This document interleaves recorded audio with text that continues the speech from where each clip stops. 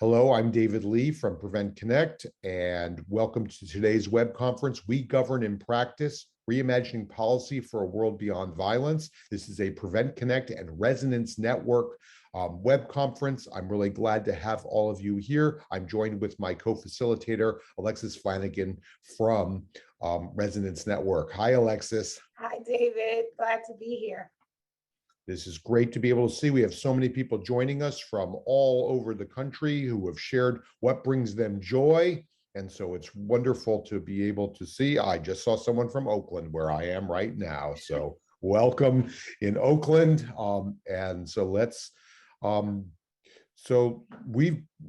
we've had the great opportunity of doing a whole host of web conferences over the last many years together, sharing the wonderful insights about what Resonance Network has work that they've done. And so I really encourage people, if you have not seen those before, Tori has put them into the links into our chat. And so you can be able to learn more. We've talked about some of the emerging themes, looking at the art of storytelling led by Black organizers in previous ones, planting the seeds to build communities. We've done stuff at the National Sexual Assault Conference on reimagining a world without violence.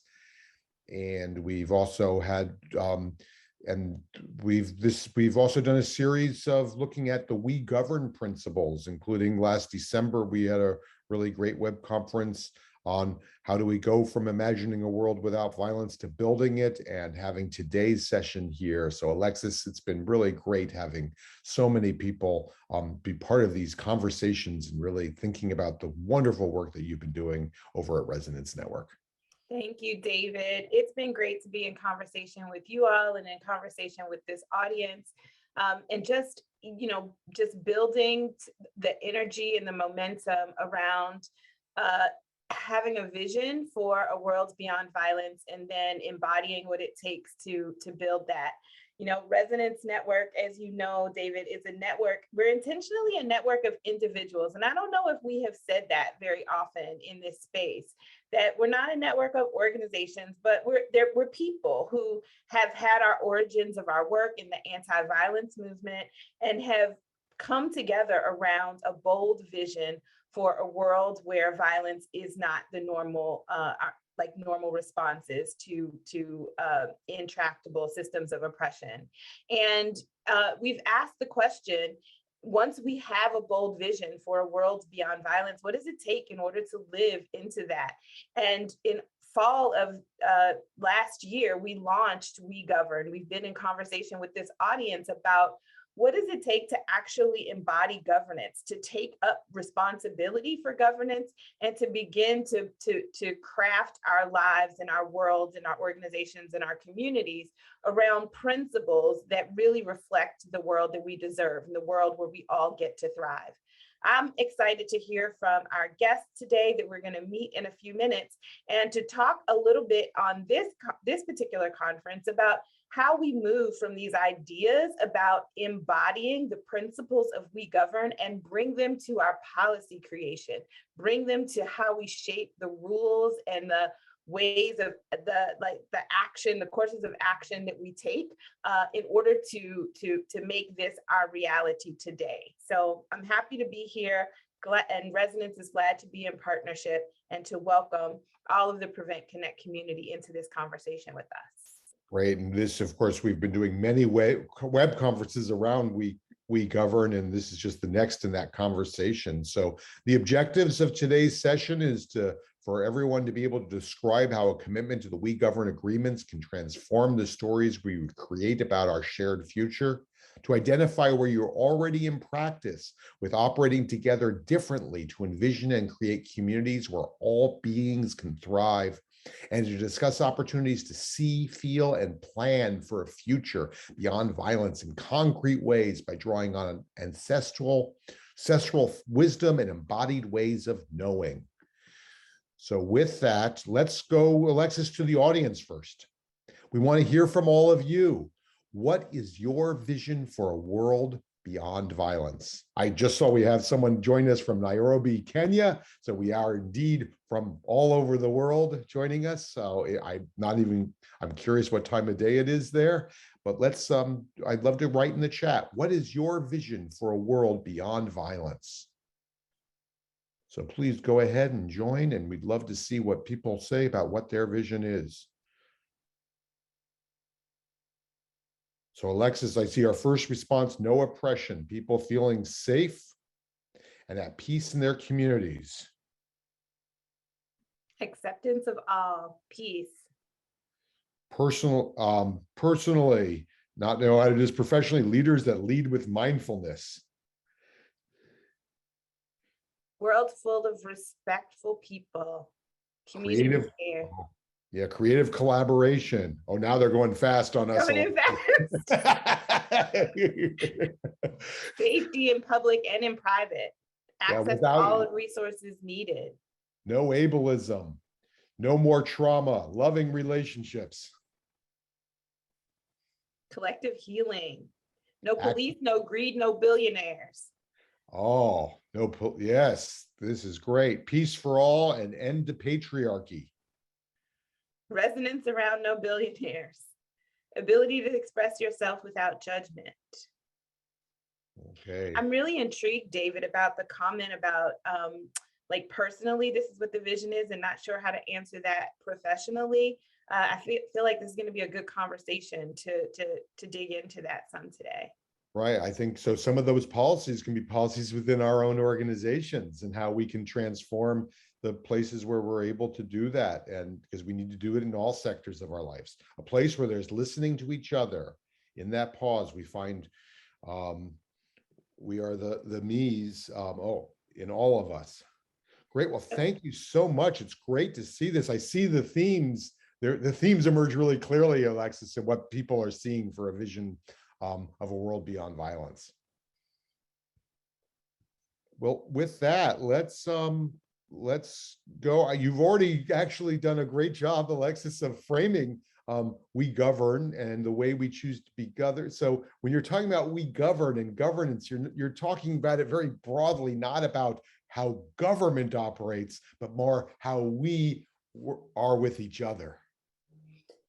Yes, our definition of governance that we are operating from through this initiative is that governance is the process by which people determine the norms and the rules that guide people's everyday lives and behavior, including how we choose to live together, how we recognize and uphold each other's well-being and freedom, how we choose to use our resources together. Shout out to the billionaires comments in the chat. How we choose to build systems and structures that reflect our shared values, and how we choose to care for the land which provides everything that we need. So when we talk about WeGovern, we're talking about shifting into a claiming or a reclaiming of our agency to be the ones who decide how we make the decisions that impact our lives, and to also take up collective responsibility, not just for ourselves as individuals, but for our communities, for the land, for the earth itself, and if we're committed to everyone's collective thriving. That's an audacious goal, and we know that that the power is within us. The knowledge is within us. The wisdom is within us. It's with our ancestors. Our descendants are calling us forward into it. We can make choices about how we govern together. Okay. Thank you so much for that. So why don't we introduce our guests? So Alexis, why don't you go ahead and introduce who we have joining us today for today's conversation? I am so thrilled to welcome Deanna Johnson, Dr. Gail Myers, and Janine Weeks-Schroeder with us today, who are from their respective organizations that are represented here under their names, and also are whole people who are taking up the role of governance in their whole lives. And so I would be very excited for our guests to introduce themselves to you in the way that that our residence participants who have joined us as guests have been introducing themselves over the years. And that's to tell you a story about who they are in the wholeness of their lives, and not just necessarily in their in their professional role. And so let's choose an order. I'm going to just invite Janine, if you would tell us a little bit, introduce yourself to the group. Hi, everybody. I'm Janine Schroer. I use she, her pronouns. I coming to you from the historic land of the Anishinaabe and Dakota tribes in northern Minnesota. And here's a little story about who I am. If you Google my name, it's pretty easy to find out that I am a college professor at the University of Minnesota Duluth, and that I am an academic philosopher. What those Googles don't immediately reveal is that academic philosophy is a 75% male discipline and an 80% white, more like 95% white discipline. That's the framework from which I have sort of chosen this particular story, which is about a Black History Month from a few years back, in which I had been asked to be on a panel to discuss what it was like to navigate a primarily white institution as a Black academic. We called the panel the 75%. Because it was 6 Black women, and the 6 of us represented 75% of the Black female faculty at that university. And the story I told, prompted by a question that was, how do you navigate this institution, was this. I act like I'm your guest. I am charming and I try to be funny. I am polite. I try to be helpful. I try to get out of the way when is necessary. And I try to make sure that I don't overstay my welcome. I try to disappear when expected. When I told this story to my colleagues and students, what I realized was that as a person who's lived most of their life as a Black person in the Midwest, that story isn't just about how I live my professional life or my work life. That's the story of how I live my life primarily, with the exception of a 3-acre plot that I share with a human mammal, a bunch of non-human mammals, and a lot of birds. I spend most of my time trying to make sure that I am charming, easy, helpful, and out of the way when necessary. As a person who is entering their 6th decade of existence, I've realized that it's about time that I put down wider roots and that I'm ready to make myself at home and have my good trouble rooted in a real home space. That's my story. Welcome, Janine. We are so thrilled to have you here with us. And now I'm going to invite Deanna to introduce herself.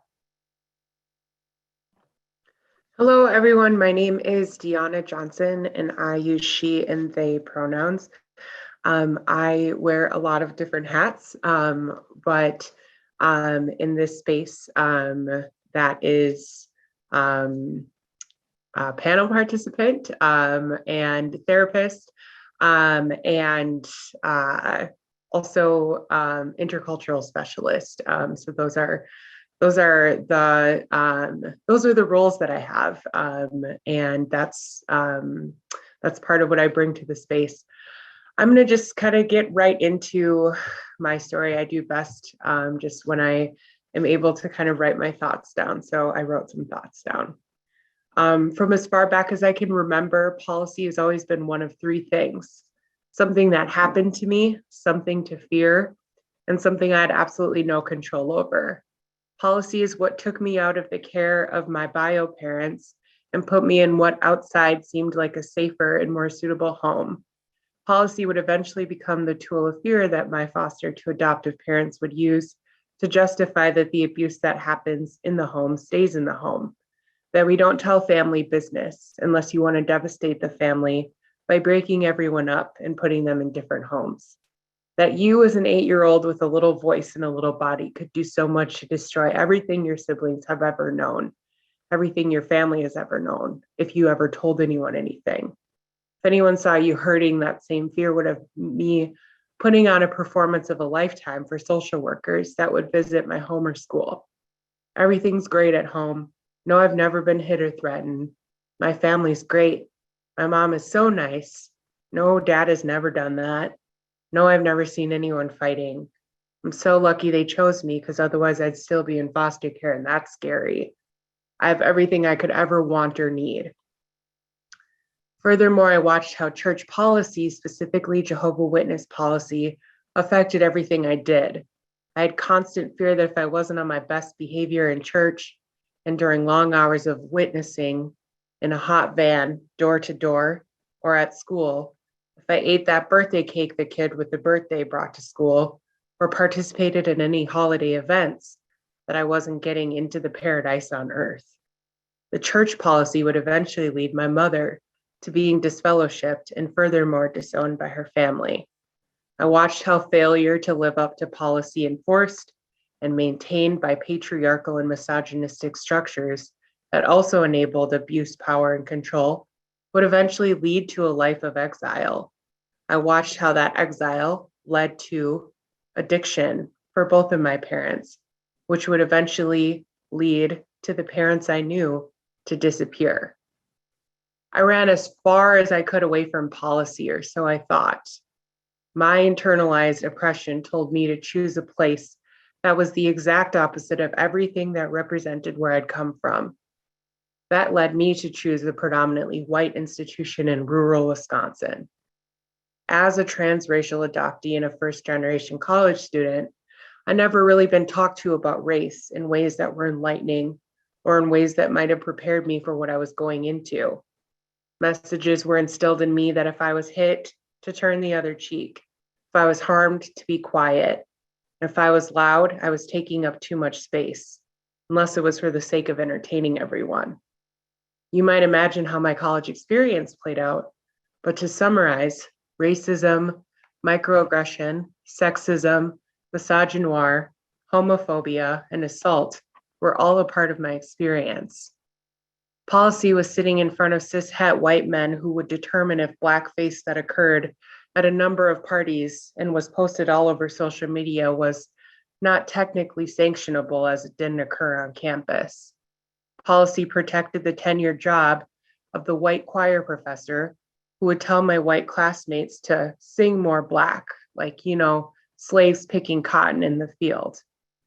Policy would also allow white men that sexually assaulted me to continue to attend school, unless I was willing to stand in a courtroom in rural Wisconsin in front of more white people and tell my story in a time before I believed I had the right to bodily autonomy, no matter what I put into my body. Policy is what seemed to protect everybody except me. It wasn't until graduate school when I began my Master of Social Work program, when I began working at the Women's Resource Center, and when I decided my career path within social work, that I had even conceptualized that policy was just not something that happened to me. It was something that I could embody in my work and in my practice. It was something that I could speak out loud to about in a crowd of survivors on Take Back the Night and Denim Day. It was something I could dance to in a flash mob. It was something I could see and understand the depths at my internship with women who were legally sanctioned for sex work and substance use, and instead of being incarcerated, were sent to programs that could really meet them where they were at with trauma-informed care. It was the healing I received from Black folks in Sankofa study circles and in Black healing circles and spaces. These spaces would evolve with time, love, nurturing, and learning.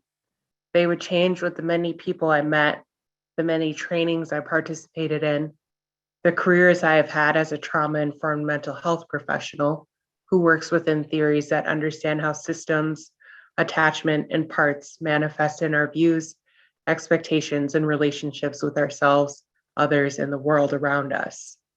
The many performances I attended and gifted as an artist, the many lesson cycles that I've experienced in my Black, fat, queer body.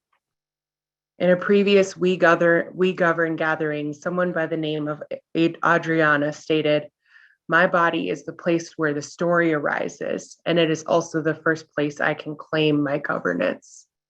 This so much resonates with my journey as a survivor, a healer, and as a Black woman with so many intersecting identities.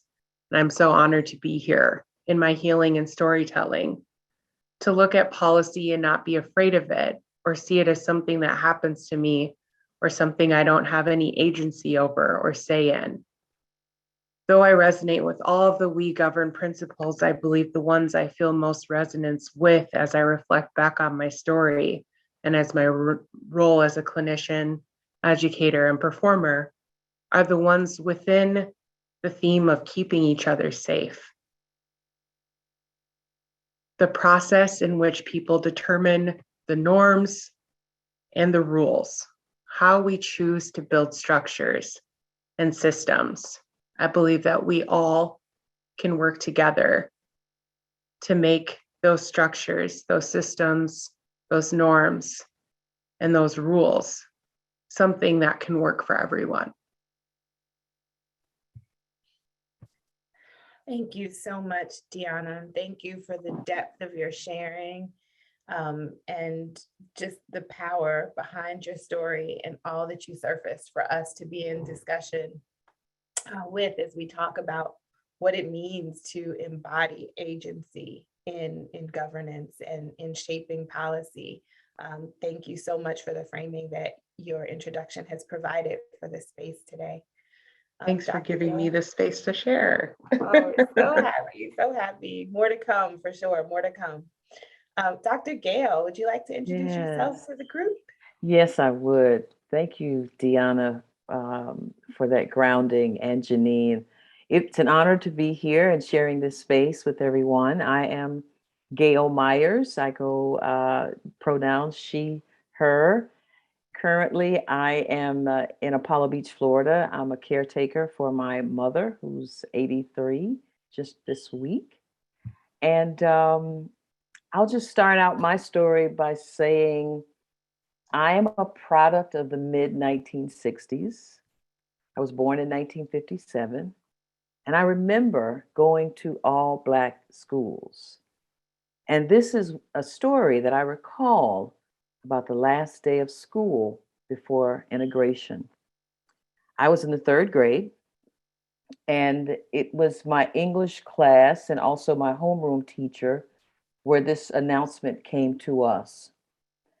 Now, this was the teacher who was, all of our teachers in this Black space were expecting excellence. They were firm, they were rigorous, but this particular teacher was the sternest of all of my teachers. We had to pronounce for example, this word vegetable. She made sure that we said vegetable.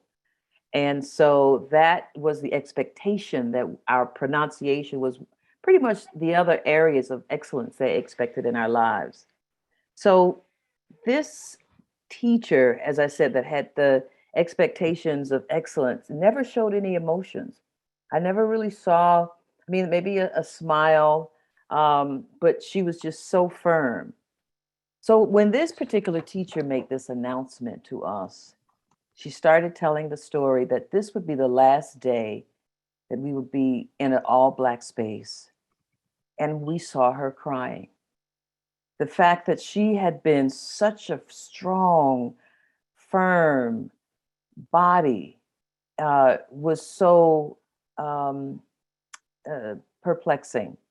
So that particular day in third grade, seeing her cry, all of our classmates, we stood up and we hugged each other, and we cried too. We hugged each other like that was the last day we would see each other. We didn't understand it. Who asked? No one asked us if we wanted to leave our Black spaces and go other spaces that were for us at that age, for me, unfamiliar. And we hugged each other, as I said, like we didn't want to let go. It was a very visceral feeling. And I think for most of us, um, we felt like this was something beyond our control. But I remember for me, that was the very early days of feeling like powerless, feeling like I didn't have a voice, feeling that lack of agency. Because if someone had asked me about this integration thing, I would have said no. And so that particular day left me perplexed about who had power within my community, who had power within our education system. And as I saw our Black teacher crying, this woman that represented the force of strength, I felt like the voice of our community was being taken away from us because that is where we had our strength. And that is a story that felt like it happened to me. And so I know that the body of work that I've been doing, I've been working with Black farmers, and right now I'm working on a film called Rhythms of the Land, which is a lot about sharecroppers, another group within a sort of a subgroup within the Black agrarians whose voice is never heard. So we'll get to hear them. But this feeling, that first visceral feeling of my community being torn from me, taken away from me, and the hugs and the love that we felt from each other really directed me to a direction that I wanted to make sure that I had a say so and that it was part of my work to give voice to people that didn't have a voice, you know, children, people in prison. And somehow I'm a cultural anthropologist. And somehow I ended up working with Black farmers. That was no coincidence. And when I began working with Black farmers and looking at the, first of all, the discrimination that they were dealing with, it felt like they too didn't have a voice. And this felt like the perfect place to activate and actualize the power that I felt like I had and the agency that I knew that I could bring to making a difference and telling stories. So, yeah, that has framed and is the context that I know for why I do the work that I do today.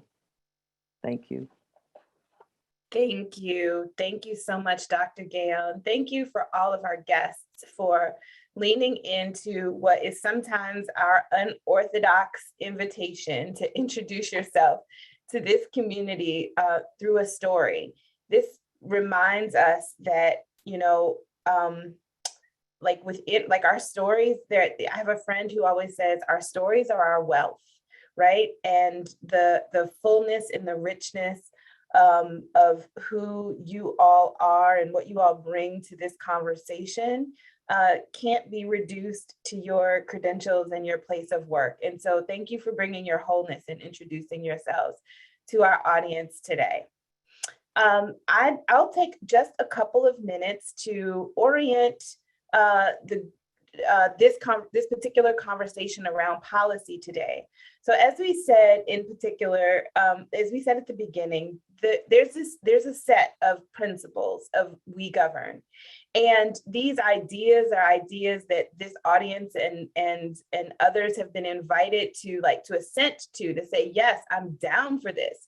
This is the way that I believe that we should live together. And then we also know that declaration requires some rigor behind it. There is some rigor that involves our own transformation. I can look at these principles and I can say, yes, this is how I believe we need to be in order to bring about the world that we envision together. And I also know that I am deeply steeped in dominant culture. The dominant culture is alive and well inside of me because it is the air that I breathe. It's the water that I swim in. And so there has to be some undoing. There has to be some unlearning in order for the transformation to happen, to be able to take up these principles and translate these principles from ideas that I assent to behaviors and actions that actually shape how I show up in space and how I show up as part of families and parts of communities and networks and organizations. And so when we talk about WeGovernance, when we talk about WeGovern, we're talking about this definition of governance that is broad, like you heard, like Deanna and Dr. Gale and Janine began to shape all of the ways, all of the places, all of the spaces where like governance and policy intersect, where they impact aspects of our lives. And honestly, not to trivialize the spaces that were lifted up, but when we talk about policy, we try to normalize it in the most everyday experience and everyday term. And like, I just really love that one of our teachers who was with us in our last time that we were here with you, Norma Wong, like just use the example of what's the policy in your house regarding toilet paper? Like this is policy, like decisions that are being made around, like, how does it hang? Does it go over the top? Does it go over the bottom? Who decided that? Who was involved in that decision? Who wasn't involved in that decision? And what would happen in your home if nobody bought more toilet paper? Or if nobody brought the toilet paper that is in the home into the bathroom to replace the roll when it needs to be replaced? Like, it might be like a silly or a light example, but it puts us into like our agency around policy and how we are negotiating and how we're navigating policy all the time in our lives. Our lives are made up of collective decisions that have been made. And we want to be in a conversation about, like, what are the principles that guide those? What are the values that underlie them? And what is the impact? And are they decisions that are conducive to our thriving? Do they move towards us having what we need to have to live in our fullness in our world and in our communities? WeGovern is an invitation to us to reclaim our agency to shape those decisions that impact our lives, with an understanding that policy is not neutral. Like, it is like there are values and there are purposes and there are intents that underlie policy. And so can we look and can we shape policy from a place of these principles that we have assented to together? And can we orient ourselves towards what it takes to become who we need to be in order for policy to lead to our thriving? There's some questions that our guests have been engaging in a learning community, the WeGovern learning community, over this past fall. And what you're going to hear from them today are some reflections on what they have learned in applying and in considering and pondering these questions and putting them into application in their lives. And some of those questions are, what would we need to remember and consistently practice in order for our values to be represented in policy? What would need to be interrupted so that it's no longer happening? It's no longer a factor in deterring the world that is emerging, the world that we want to bring into being? And what would need to be cultivated or nurtured or grown instead? They've been pondering questions around how a commitment to the WeGovern principle impacts their current policy stances in whatever realm they may be engaging policy, and in what policies and actions are going to be needed in order to bring the future that they envision to their communities. They've been considering what is the best strategy to transition from a current policy position to a new stance that better embodies the principles that are shaping this work. And what would it look like to hold these policies and actions and stances? And who do we need to become? Who do we need to become in order to bring our lives and our practice and our behavior into alignment with those? So I'm excited to hear from them, to hear more from them. I'm sure from their introductions, you're excited to hear more from them. And we're going to do that in just a moment, because first we want to hear a little bit more from you. And so we're going to drop a question into the chat, and we want to invite you to bring your wisdom into the space. What comes to mind when you think about policy?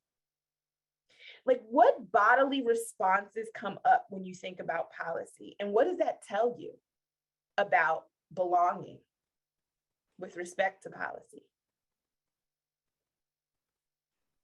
We're going to drop the question in the chat.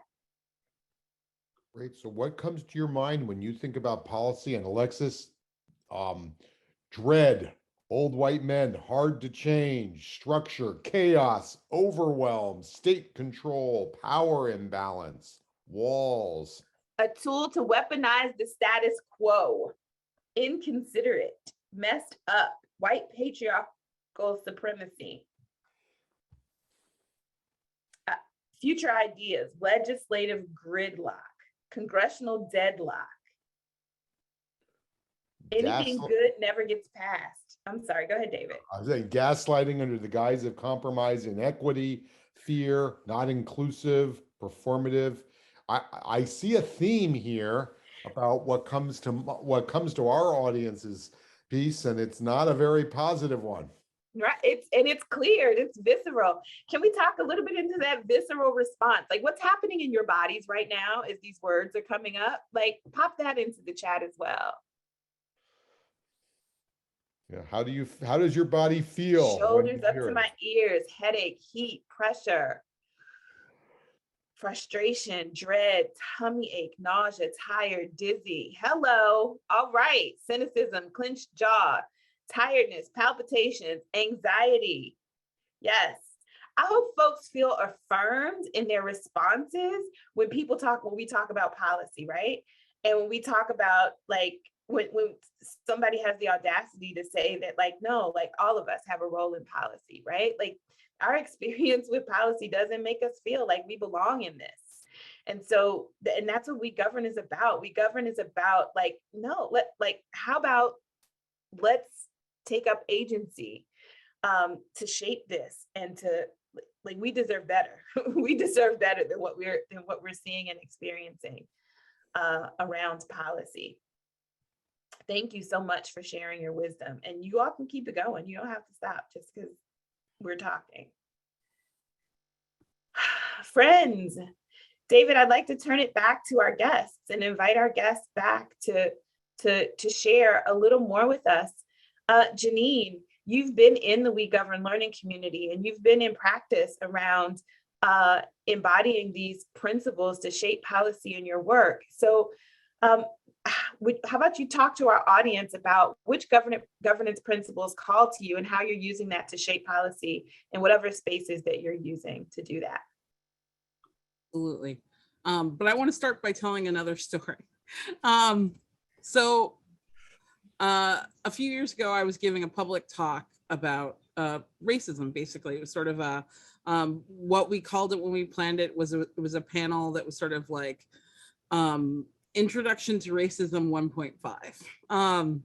And at the end of the talk, a young woman in the audience, a high school student, stood up and asked me a question. And the question was, what she wanted to know, this young Black woman who went to a primarily white high school, was how she should talk to her teachers about racism and their practices and procedures in a way that was respectful.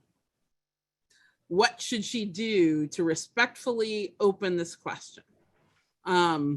This is one of the first things that happened that led to my participation in the founding of Black Liberation Lab, which is an organization that's dedicated to facilitating self-articulated elevation for the Black community in the Twin Ports region of northern Minnesota, and actually northern Wisconsin. But the answer to my question, to that question the student asked me, was difficult because even at that time, before I was participating with WeGovern, I had in frame the WeGovern principle that I want to talk about, which is that we keep ourselves safe and we hold ourselves and each other accountable. That principle resonates for me in a variety of ways. One of the ways that it resonates is because I participate in a lot of organizations that are not primarily Black. Most of the organizations I participate in fact, are primarily white.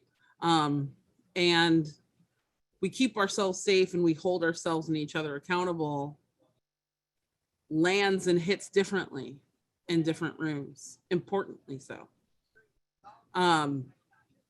It's been a very long time of living in context for me and for people of color and for marginalized people, where a set of empowered people keep themselves safe.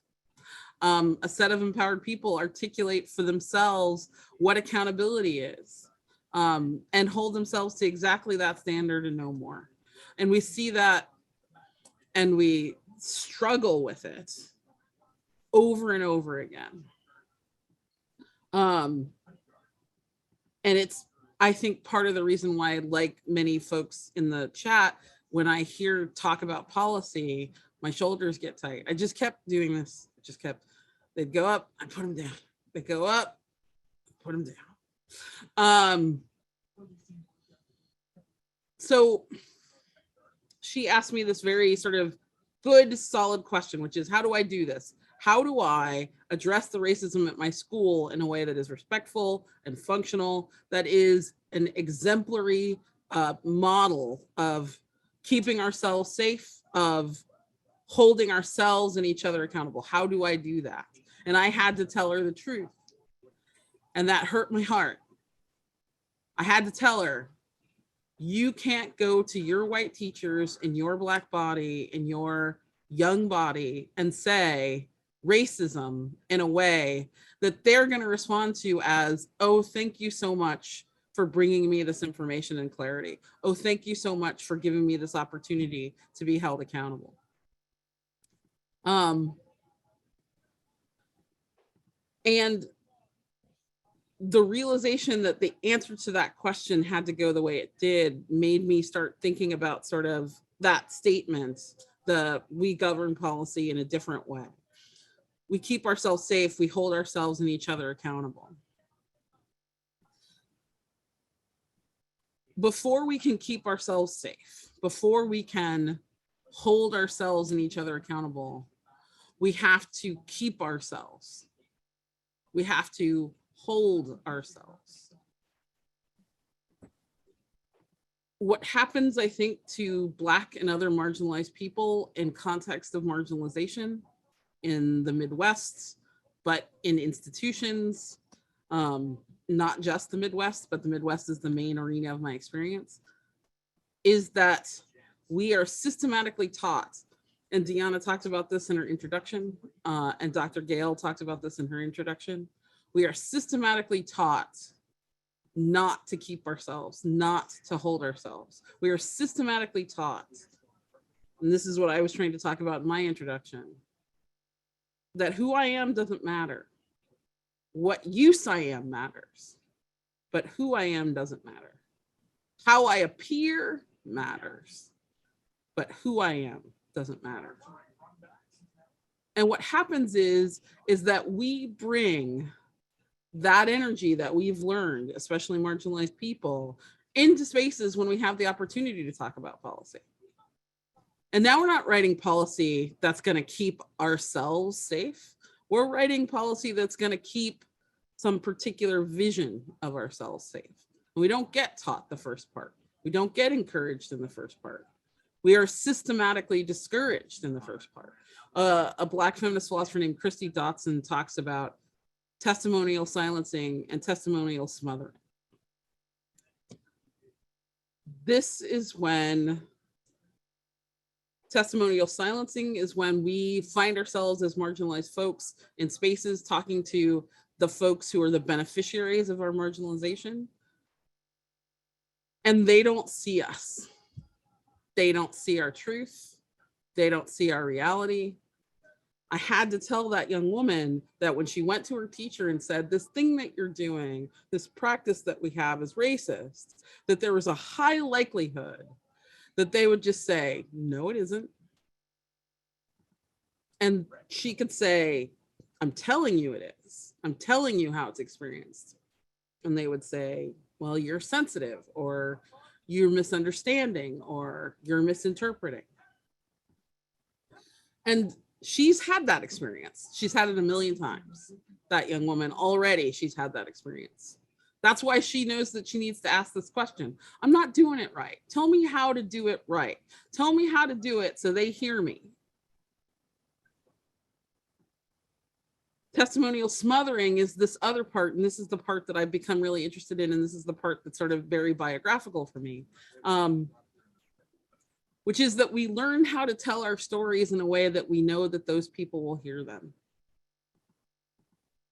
We change our stories so that those folks will hear them.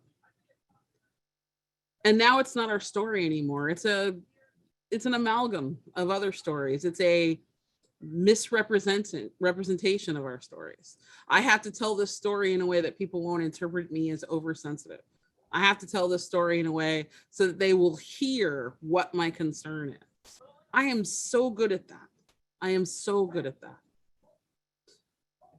But what it means is that I'm disappeared. My real experiences collapsed under the weight of telling a story that someone can hear, that someone can appreciate. So in my conceptualization of policy, as I work as sort of mid-level administration at a university, as I work with this organization, Black Liberation Lab, is that the first piece that we have to learn is how to keep ourselves, how to hold ourselves. And for, I think, especially Black folk in the Midwest as an example, we got to relearn ourselves. We have to go way back and try to figure out who and what we are without our narrative already being altered by making it clear, palatable, acceptable, legible to an audience that's not hostile to it by accident. Don't get me wrong.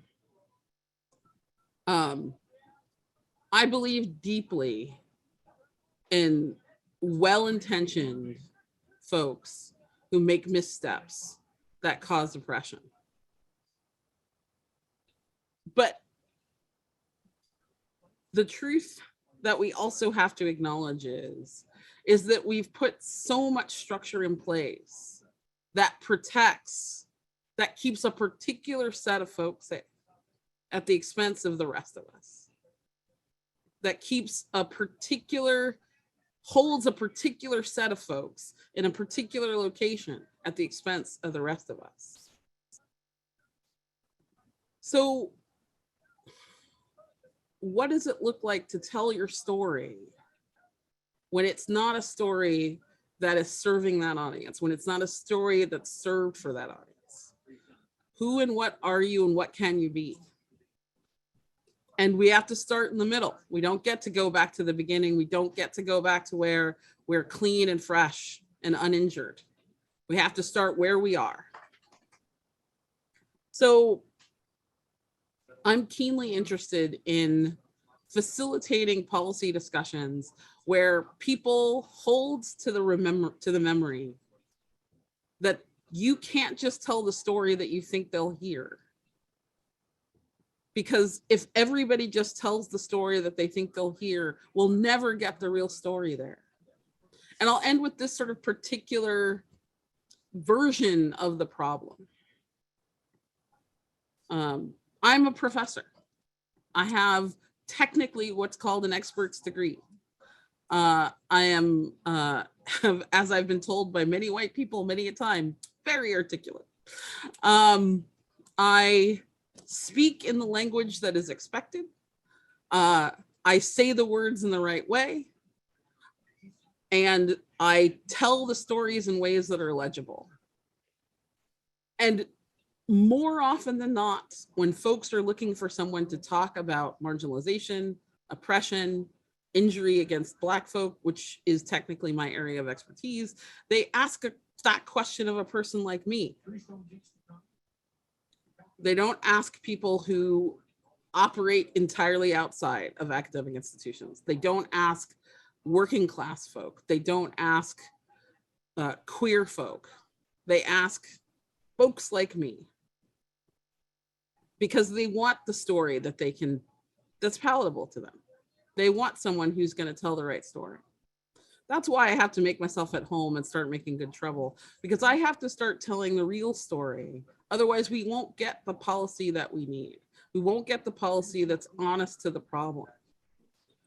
And it doesn't mean that I have to turn the table over every time, but it does mean that some tables are going to get turned over.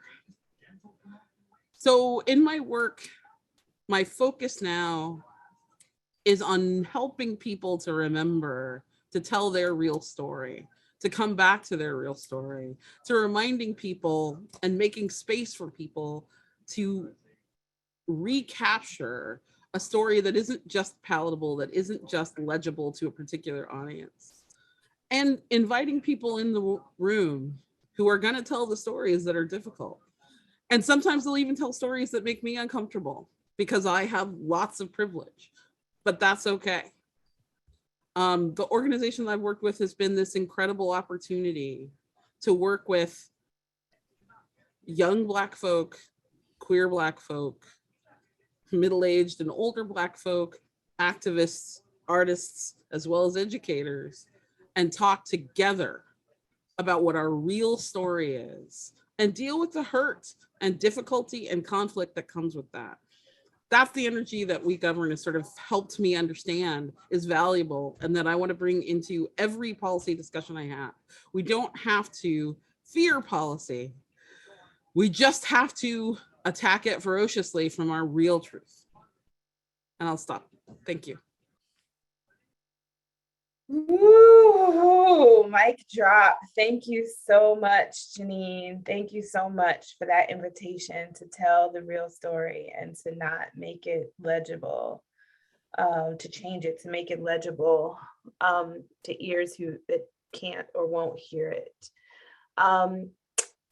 Friends, how is your life? We're gonna drop another question to bring you all into the conversation. How is your whole life, your relationships, your work shaped by policy? As you're hearing our guests share stories, maybe this is opening up areas of like just your day-to-day existence that you might not have thought of as a policy area necessarily. How is your whole life shaped by policy?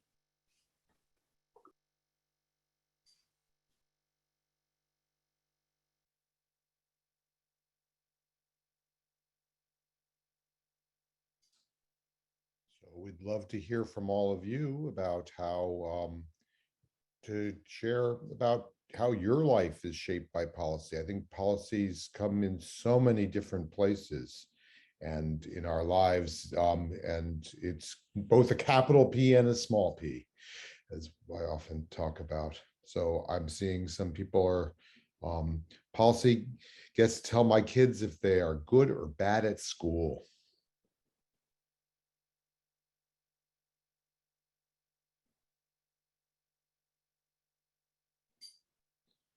Policy is a heavy burden as an openly trans individual.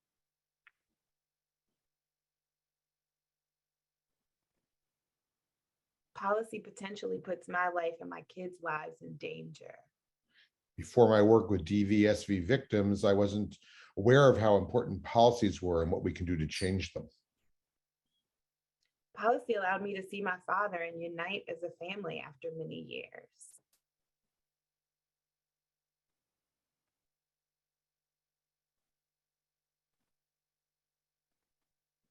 Policy limits people's rights.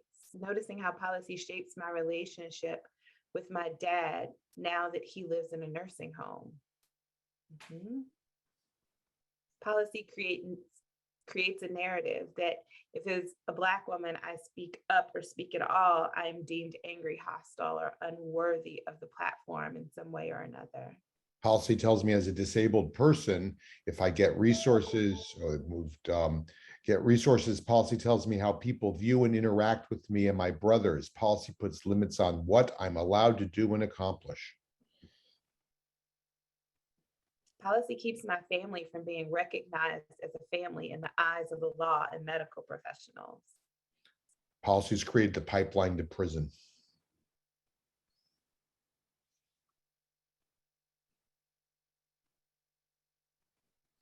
Thank you all. Thank you all for the rich conversation, and please continue the rich conversation in the chat about the ways, and as the reflections come up, as Dr. Gail gets ready to share with us. Dr. Gail, which of the WeGovern principles call to you, and how are you using that to shape policy wherever you are doing that? Okay. The principle that I'm most resonates with me is number 4.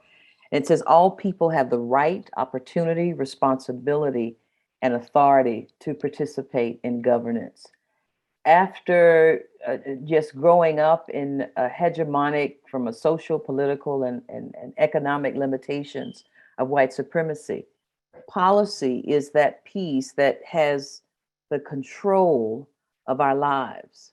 But the participatory access that we can all have through, having a voice and being a part of the process gives power. So I feel that in a lot of ways, policy does have limitations, but policy, if we're all able to participate in it, gives us power. We're all very vulnerable. We're all, at some point, we're all children. And as I'm taking care of my mom, at some point, we're all going to be children again. And so to feel the love and the relationship as we hold each other and a particular way of understanding that how our decisions impact each other, how our policies that are enacted upon us by officials who in many cases don't look like us, how do we have the compassion to know that we're all the same? I was because I was so motivated, as that I mentioned in my introduction, I eventually became the 6th grade president of my 6th grade. I became the sophomore class, senior class, and eventually the president of the Student Government Association in my high school. And one of the things that worked well in the time in which that I was in the position of leadership is to share the decision making and to feel like this wasn't about me. It wasn't a burden that I needed to carry. And so I have always been someone that feels like those of us that are marginalized, those of us that are on the outside of the hegemonic forces of white supremacy, we're the ones that need to step up. In my mind, the ways in which we got to interrupt this policies that don't serve us, is to have the courage. And oftentimes we're beat down. But if it were not for those men and women in the 60s that got torn down with those fire hoses and those dogs biting their arms and legs, a lot of the success and the progress that we have as Black Americans, we wouldn't have realized it. So fighting to participate in the process, that for me feels a sense of agency. And that for me feels like that's the thing that I can do to make a difference. And another idea that is always something that I gravitate to is that with a child's heart, we, by the age of 5, we've learned everything we need to operate in life. How to say thank you, how to say please, how to hold the door for somebody else, how to pick up behind ourselves. And imagine that being the guiding point, that we realize that we're all the same, that we're vulnerable, just like that, kindergarten girl and boy, that we needed someone to help us, but we also have grown as adults to understand the power of our own body, the power of our own wisdom and knowledge. But yeah, that's why the 4th principle resonates so much with me, because if we are all able to participate in it, we all have a say and we all have the power. We can all have an impact on reversing and interrupting the status quo. Thank you. Thank you so much, Dr. Gale. We're going to come back. To this participatory governance question, hopefully when we get a chance to bring all 3 of you in conversation together in just a second. Friends, to our chat, we're going to ask whose voices, so we heard some in our previous question about whose voices we hear the most of. Whose voices do we hear more of in policy and whose do we hear less of? Dr. Gale lifted up this principle that we all have a right and a responsibility to participate in governance. So how do we make spaces in policy for the voices we hear less of? And how do we ensure that those voices are central to policy decisions?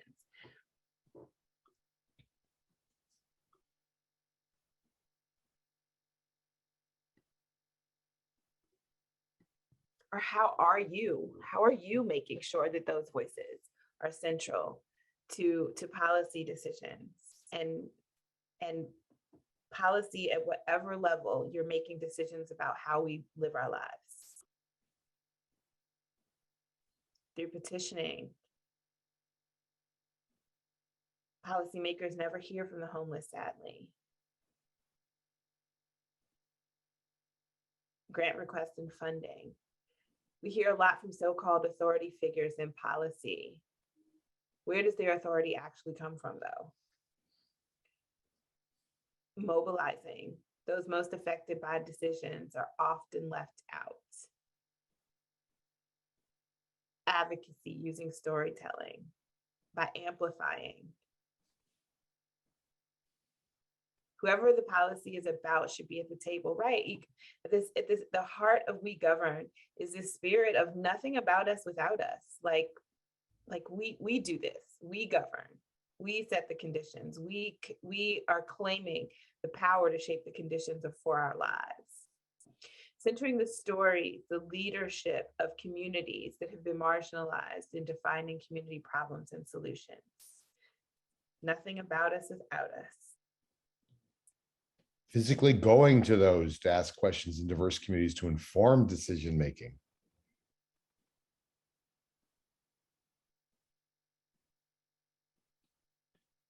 You hear the loudest person, advocate, ask for, and amplify the voices of those the policy affects. Where I live, the rightful land stewards, indigenous nations should be at the table. Decentralizing power by developing relationships to marginal communities and learn, give space, bring their voices to the center. Thank you for adding your voices and your wisdom, as always, into this conversation. I'm gonna bring Deanna back, and ask, you've heard the conversation with Dr. Gail. You started us out by sharing with Dr. Gail and Janine, and you started us out with sharing your story. And I'm just wondering if there's a principle that deeply resonates with you, and like, how are you bringing that into practice in your work? Yeah. Or wherever you're shaping policy. Thanks for asking. So I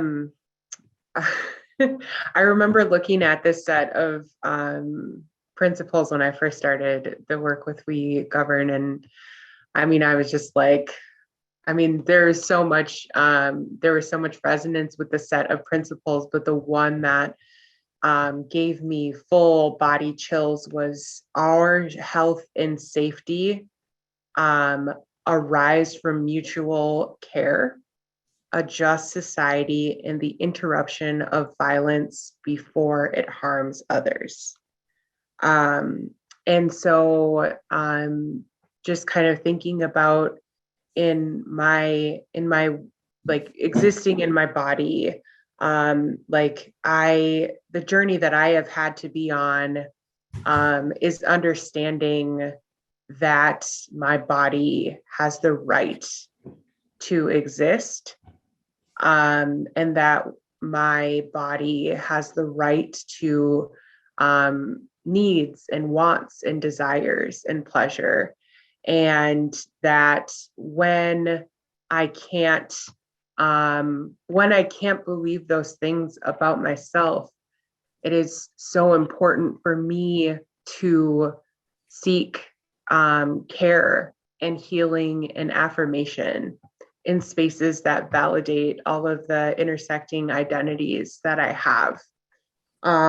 Because likely when I'm experiencing those things, I am just experiencing what it feels like to survive in this world as a queer, fat Black woman. And so thinking about like a lot of my work as a mental health professional who works from a trauma-informed lens and framework is understanding that one of the very first questions or one of the very first practices that I do in any session is I ask for the story of other people, and then I affirm that story, and I make it very explicit that I believe that story, and that I thank them for being vulnerable and sharing that story.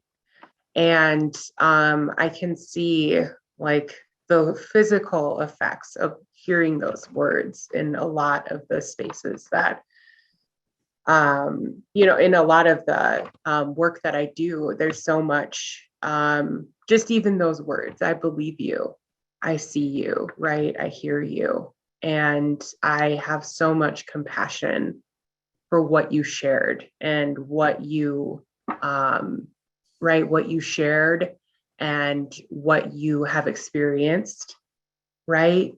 And I'm here with you, right?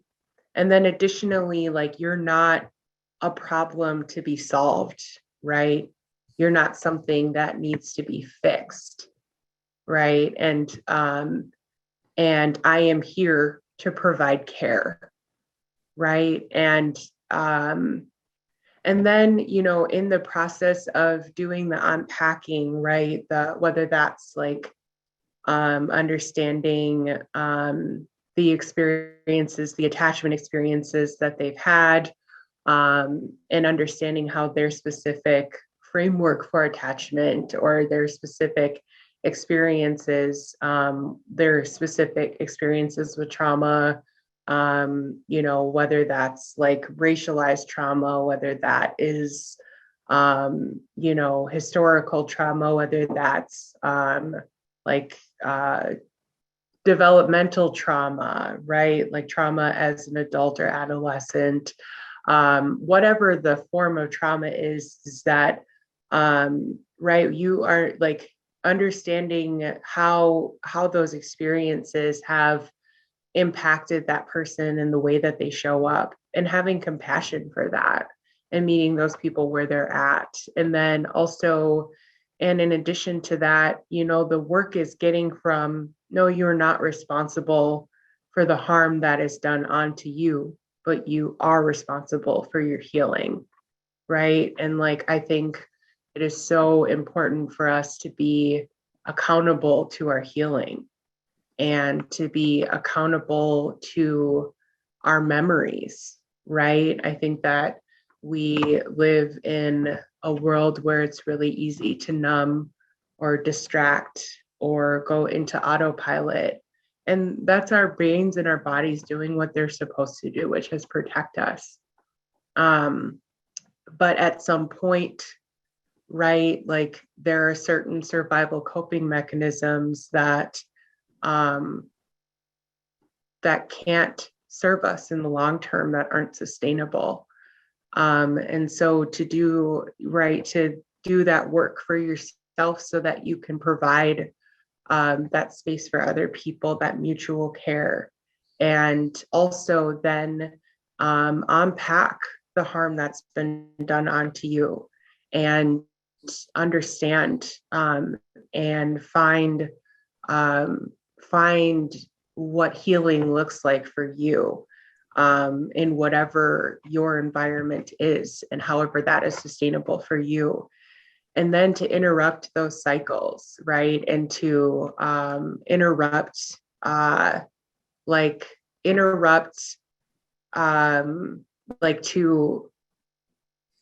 to do that healing, and to do the things that that we need to do in order to not pass that on to other people, because I do believe that hurt people, have the ability to hurt other people.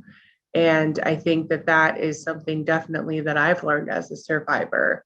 And that has been so central to a lot of my healing, is that understanding that, wow, like, we really, when we operate from places of deep harm, and like when we operate from places of deep harm and fear and sadness and void, right, that is going to have an impact on other people. And just be also like, I think that's why our like political memory as a society is so short, is we sometimes just really don't want to look back. We can't even look back sometimes like 6 months, let alone 6 years, and let alone 16 years. Like our political memory is just, it, like we need to be able to tell, stories, and we need to be able to sit with the story, and we need to be able to learn from the story. And so so I think that's why that principle resonates so much with me. Thank you so much, Deanna. Some of the juiciest parts of this conversation, like I know everybody is sitting behind their mute and they're like, yes, all this. And some of the fruit is like being able to like be in conversation around this. And so I'm going to invite all three of our guests to like be spotlit together. And so that you all can have a conversation to like reflect on each other's stories, reflect on each other's commitment to embodiment around these principles together. And I'm going to zoom out of the conversation and let you all take it away.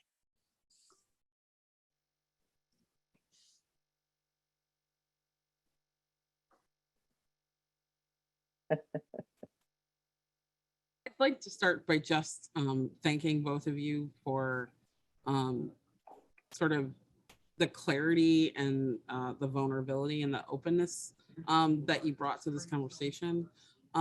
That is the thing that I think is one of the central challenges that I am endeavoring in sort of the communities that I'm working with to try to overcome, is the loss of self and the inauthentic sort of presence that occurs. And it's not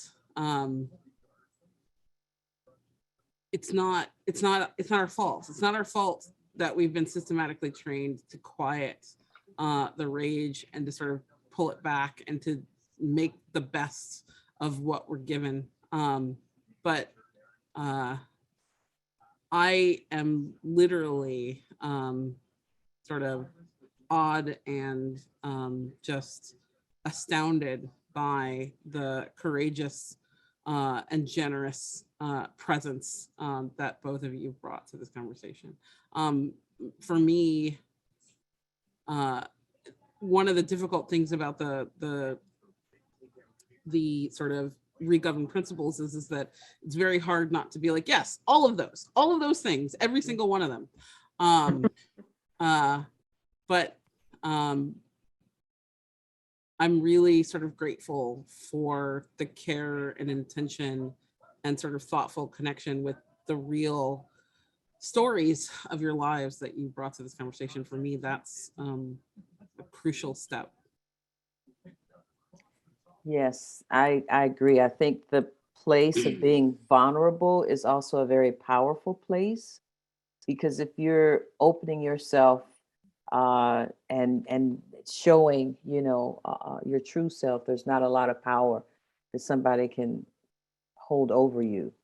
And I noticed that the similarities within our story around racism and this sort of overarching power structure. And in your story, Janine, about the students responding to the students' question, that is the burden that no matter, I'm sure President Barack Obama, at some point had this burden of how do you talk to somebody else about racism, that is a white professor or someone else that is in even an equal position, because it is the institution of racism itself to be so elusive. It is the institution itself to be so unexplainable. It is on purpose. And so we can talk and be vulnerable and share who we are. But I don't know if that is our role, as you shared with your student.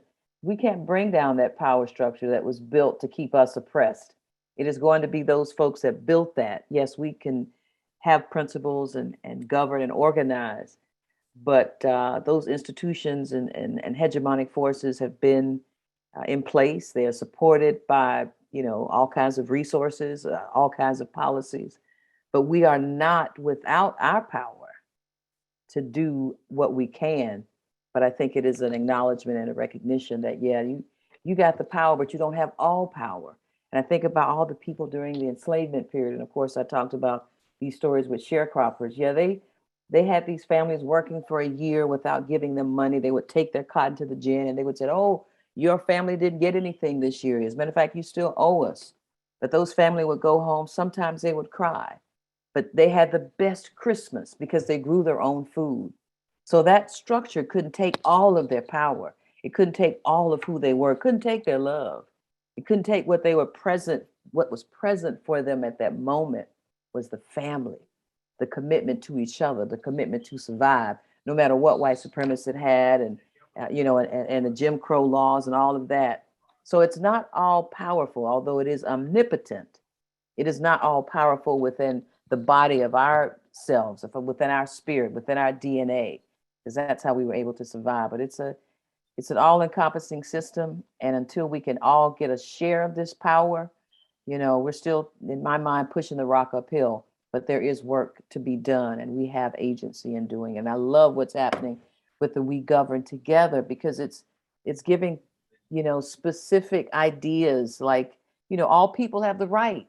We have the right and responsibility to govern. People may not have been able to articulate that line themselves, but they understand that that is so true. So let's make that happen.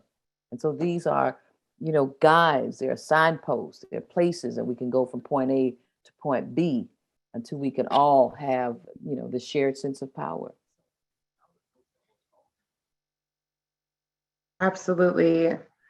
I was like holding both of your stories and also listening and also thinking back to some of Sonia Renee Taylor's work and like their expertise. And so I would love to like read this excerpt because I have it like underlined and exclamation pointed, but it's, as a Black girl, I quickly learned from others that there were many things about myself that I needed to shrink, not just my body, my laugh, my ambitions, my imagination, my will, and eventually my anger. Everything I was would need to be less. But even as I fought to make myself smaller, myself would fight back. The diets would not stick, the laughter would not quiet, the opinions would not hide, the anger would not die.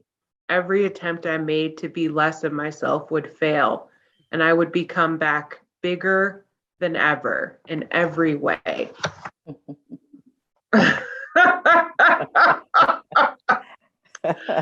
Like, absolutely.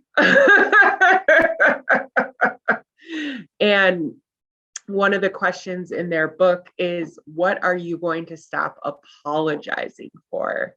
Right? What are you going to stop apologizing for? What are you and in not apologizing and in knocking off the apologies, how does that impact how you create policy in your life and how that touches other people and how that affects the world that you create around yourself? And I think that these are just such big stories of like our inherent creativity and knowledge as a people. And we are some of just the most creative people, right? Just like the most creative people and incredibly resourceful. And I am just so honored to be in a room with fellow creatives. Oh, thank you so much, beautiful ones, for your sharing. I cannot believe that our time is winding up together. I could go in deeper into this conversation with you all for hours.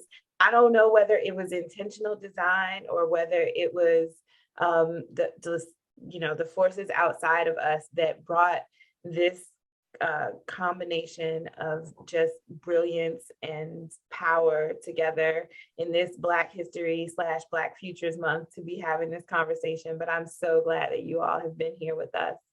And we're going to turn one more time to our audience, and we're going to ask this question, this one question, about like the times when you have felt empowered or had agency to be a creator of policy. So can you share a time when you felt empowered to be a creator of policy or had the agency to create power? What was the place? What was the time? And what was it like?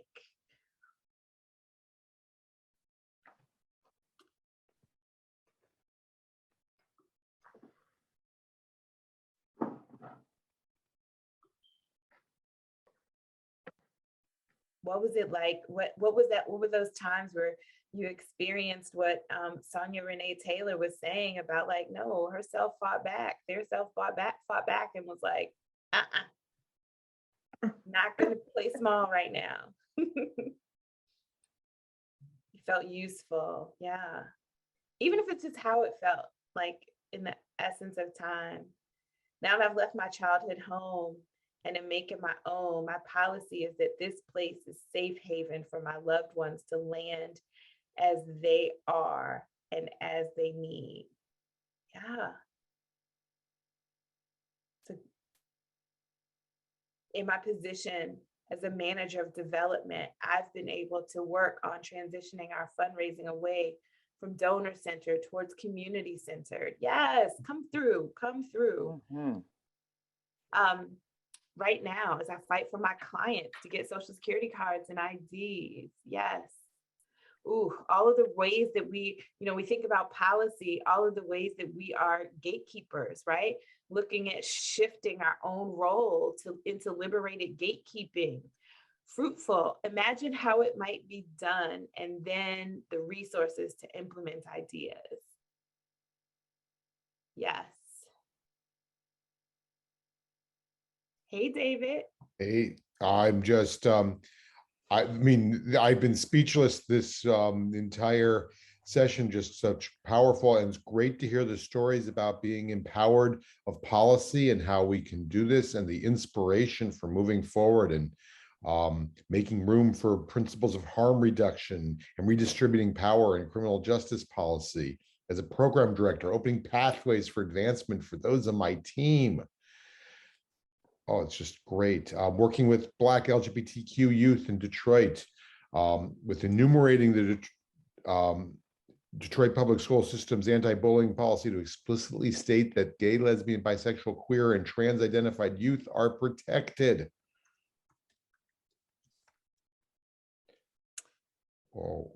Oh, yes. Thank you. Thank you so much. And I just want to just throw in just another question really quickly, since we did that really embodied question. How does it feel to be like remembering these experiences? How does it feel to be able to shape policy, to feel into your agency, to reflect over these stories? I want us to like document that visceral response as well. Yeah, hopeful. Thank you. So please keep sharing how it feels to be in those places. Oh, feel Badass. badass. Yes. Empowering. The future isn't science fiction. Hello, come on. Painful and hopeful. Possible when doing it with others. My creative birthright feels activated. Scary sometimes and seen. Well, great. Well, thank you all. We are at our time, so we can advance the slide. I want to thank all of our guests today for sharing your wisdom and your stories. I want to thank Alexis and Resonance Network. And most of all, I want to thank the audience for sharing such your insights and being part of this continuing and ongoing conversation. Follow Resonance Network, follow Prevent Connect. We are going to continue to have these discussions, continue to explore forward. So thank you all so much for joining us for today's web conference.